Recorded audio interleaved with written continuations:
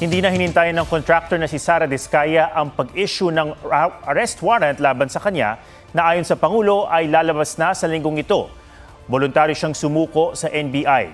Sumuko naman sa Pasig Police ang pamangkin niyang kapwa-akusado sa anomalya sa flood control project. May report si John Consulta.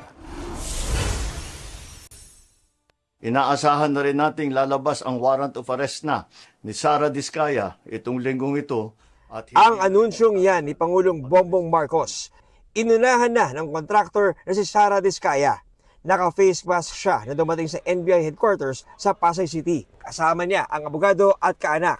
Nakunan din ng GMA Integrated News ang pagdating ng maletang dala ng isang babae na kalaunay dinala sa palapag kung nasaan si Diskaya.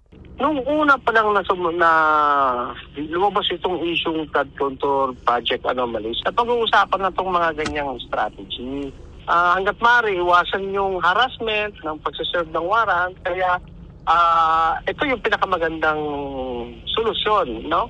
Mag-voluntary surrender siya. Nitong Biyernes, naghain ang ombudsman ng kasong malversation at paglabag sa Anti-Graft and Corrupt Practices Act laban kay Diskaya at ilan pang individual, kaugnay ng isang ghost flood control project sa Kulaman, Jose Abad Santos, Davao Occidental.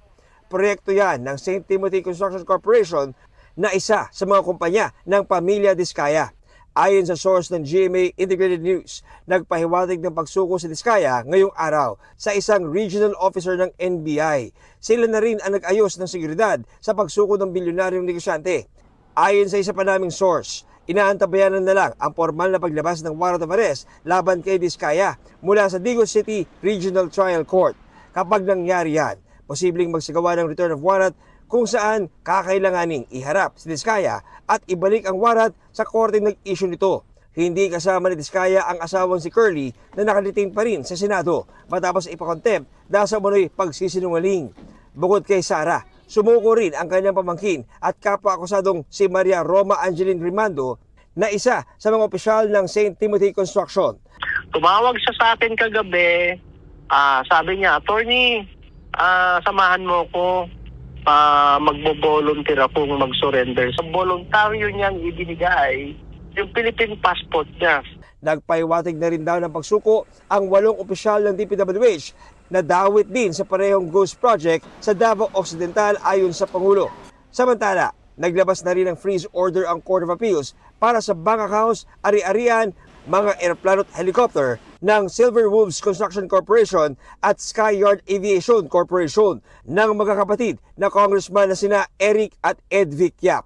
May mahigit 16 billion na ang pumasok sa mga transaksyon ng Silver Wolves mula 2022 hanggang 2025. Nakaramihan ay may kaugnayan sa mga flood control project ng DPWH. Sa kabuuan, 280 bank accounts ng mga Yap ang sakop ng freeze order, kabilang ang 22 insurance policy, 3 securities account at 8 aircraft. Magpapatuloy ang investigasyon, magpapatuloy ang pagpapanagot at titiyakin ng pamahalaan na ang pera ng bayan ay maibabalik sa taong bayan. John Consulta, nagbabalita para sa GMA Integrated News.